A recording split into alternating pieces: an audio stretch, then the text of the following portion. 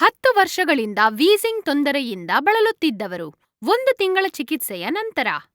ನಮಸ್ಕಾರ, ನನ್ನ ಹೆಸರು ಮೌಲಾನ ಅಂತ ಹೇಳ್ಬಿಟ್ಟು ನಾನೊಬ್ಬ ಆಟೋ ಡ್ರೈವರು. ಬೆಂಗಳೂರಲ್ಲಿ ಆಟೋ ಓಡಿಸ್ಕೊಂಡಿದ್ದೀನಿ. ಇವ್ರು ನಮ್ಮ ತಂದೆಯವರು ಸಮೀವುಲ್ಲಾ ಅಂತ ಹೇಳ್ಬಿಟ್ಟು. ಇವರಿಗೆ ಒಂದು 75 ಇಯರ್ಸ್ ಏಜ್ ಆಗಿದೆ.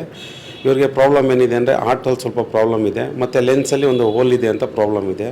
ಅದು ಡಾಕ್ಟ್ರುಗಳಿಗೆ ಸುಮಾರು ವರ್ಷಗಳಿಂದ ತೋರಿಸ್ಕೊಂಡು ಬರ್ತಾಯಿದ್ದೀವಿ. ಇವ್ರಿಗೆ ಈ ಸಮಸ್ಯೆ ಬಂದು 10 ವರ್ಷದಿಂದ ಇದೆ ಈ ಥರ ಪ್ರಾಬ್ಲಮ್ಮು. ಆ ಹೋಲಿಂದ ಇವರಿಗೆ ತುಂಬ ವೀಸಿಂಗ್ ಪ್ರಾಬ್ಲಮ್ ಆಗ್ತಾಯಿತ್ತು. ಸ್ವಲ್ಪ ನಡೆಯೋದು, ಕೂತ್ಕೊಳ್ಳೋದು ಎಲ್ಲ ಥರನೂ ಸಮಸ್ಯೆ ಇತ್ತು. ಡಾಕ್ಟ್ರಿಗೆ ಸಜೆಷನ್, ಸುಮಾರು ಡಾಕ್ಟ್ರುಗಳಿಗೆ ಸಜೆಷನ್ ತೊಗೊಂಡಿದ್ದೀವಿ. ಬಟ್ ಮೆಡಿಷನ್ ಒಂದೇ ಕೊಟ್ಟಿದ್ದಿದ್ದವರು. ಮೆಡಿಷನಲ್ಲಿ ಅವ್ರಿಗೆ ಇವತ್ತರೆಗೂ ಕ್ಯೂರ್ ಆಗಿರಲಿಲ್ಲ. ತುಂಬ ಹಾಸ್ಪಿಟ್ಲುಗಳಲ್ಲಿ ಹೊರಗಡೆ ಎಲ್ಲ ಚೆಕ್ ಮಾಡಿಸಿದ್ದೀವಿ, ಸ್ಕ್ಯಾನಿಂಗ್ ಮಾಡಿಸಿದ್ದೀವಿ, ಎಕ್ಸ್ರೇ ಮಾಡಿಸಿದ್ದೀವಿ.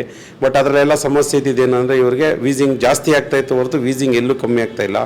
ಸುಮಾರು ಹಾಸ್ಪಿಟ್ಲುಗಳು ಅಂತಲೇ 1-2 ಅಲ್ಲ, ತುಂಬಾ ಹಾಸ್ಪಿಟ್ಲುಗಳಲ್ಲಿ ತೋರಿಸಿದ್ದೀವಿ. ಯಾರ್ಯಾರು ಎಲ್ಲೆಲ್ಲಿ ಹೇಳ್ತಾರೆ ಹಾಸ್ಪಿಟ್ಲುಗಳು, ಈ ಡಾಕ್ಟ್ರಿಗೆ ತೋರಿಸಿ, ಆ ಡಾಕ್ಟ್ರಿಗೆ ತೋರಿಸಿ ಅಂತ ಹೇಳ್ತಾರೆ ಹೋಗ್ತಾಯಿದ್ದೋ. ಬಟ್ ಹೀಗೆ ಇರಬೇಕಾದ್ರೆ ಒಂದು ಸತಿ ನಾವು ಇಲ್ಲಿ ಟಿ ವಿಯಲ್ಲಿ RJR ಅಂತ ಅಂದ್ಬಿಟ್ಟು ಒಂದು ಹಾಸ್ಪಿಟಲ್ದು ಒಂದು ಅಡ್ರೆಸ್ ಬರ್ತಾಯಿತ್ತು, ಫೋನ್ ನಂಬರ್ ಬರ್ತಾಯಿತ್ತು.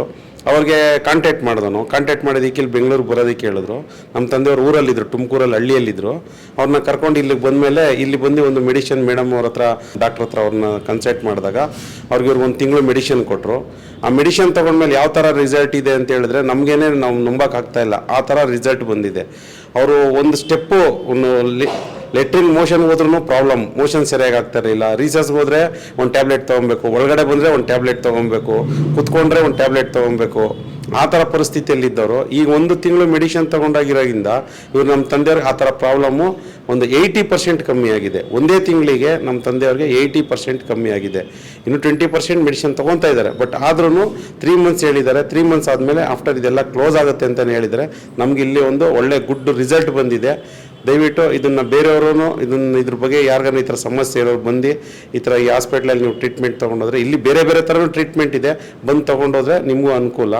ನಾವು ಹೇಳೋದೇನೆಂದರೆ ಈ RJR ಹಾಸ್ಪಿಟಲ್ಗೂ ಮತ್ತು ನಾಗಲಕ್ಷ್ಮಿ ಮೇಡಮ್ ಅವ್ರಿಗೂ ತುಂಬ ಧನ್ಯವಾದಗಳನ್ನು ನಾವು ಹೇಳೋಕ್ಕೆ ಇಷ್ಟಪಡ್ತೀವಿ.